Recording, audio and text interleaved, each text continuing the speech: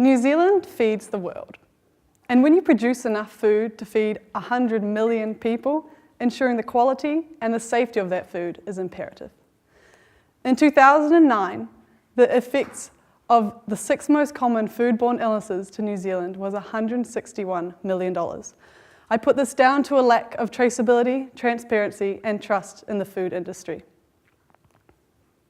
So the question stands, how can we improve food safety in New Zealand?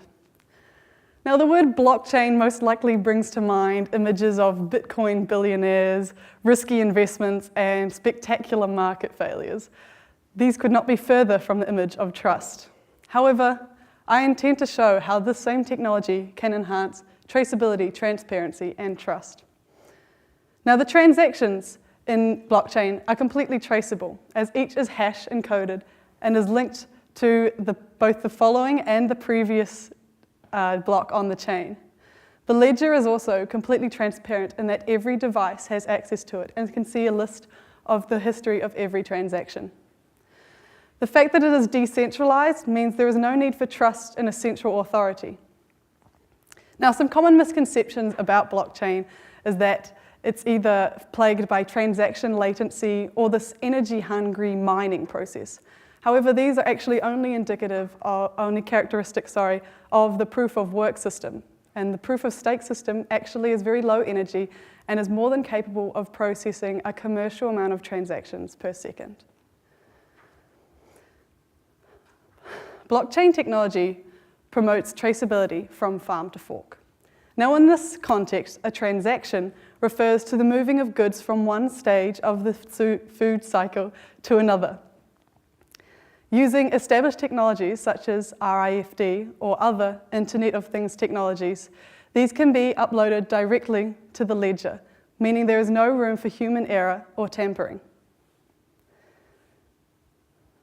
Beginning in the processing stage, where the medication history of animals or soil quality and fertilizer use in plants could be logged, onto the processing stage, where that information can be both accessed and added to, logging, processing equipment, additives, or expiration dates.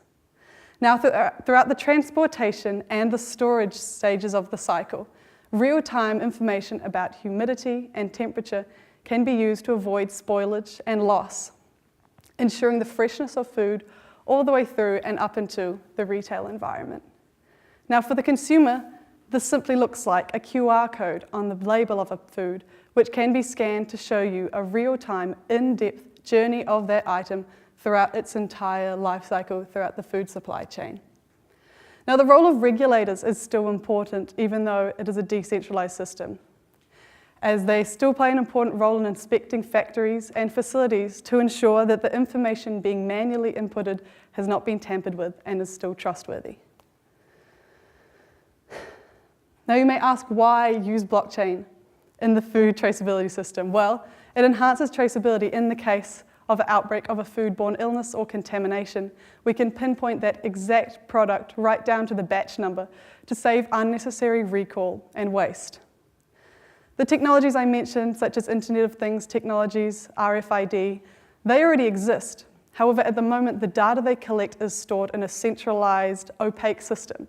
Whereas with blockchain, this information would be readily available to consumers as well as all the other actors along the chain, thus enhancing consumer trust and promoting good consumer practices in knowing where your food comes from.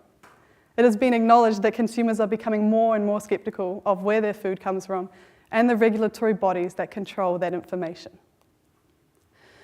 Now, in 2013, the outbreak of Clostridium botulinum in powdered milk saw Fonterra crippled by legal and recall costs, losing much trust in their international partners.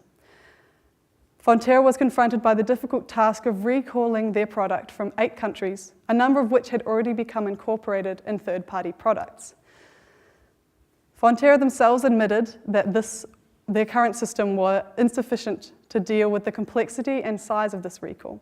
However, blockchain would make a rapid job of the traceability were an incident like this to happen again.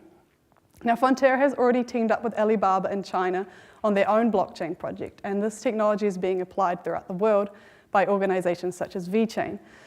So in order to remain competitive and meet trade standards, our other New Zealand industries will need to follow suit, and fast. This goes beyond accident mitigation and into protecting the integrity of our New Zealand brand of quality, such as Manuka honey, which is world-renowned for its medical properties, but is also undermined by the selling of low-grade honey, meaning that more Manuka honey is sold than is officially produced.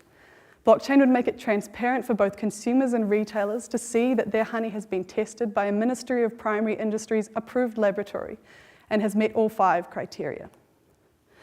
Blockchain could also help with our world-renowned wine markers and geographical locations such as Marlborough, which have become in themselves a trusted brand and are indicative of the highest quality by showing consumers exactly where on the map their wine comes from.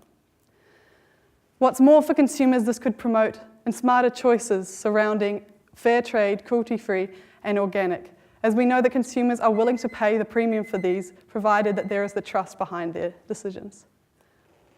Therefore, in conclusion, in order to promote traceability, transparency, and trust, to protect both our industries and the well-being of consumers here and overseas, New Zealand will need to apply blockchain technology into the food chain sooner rather than later. Thank you.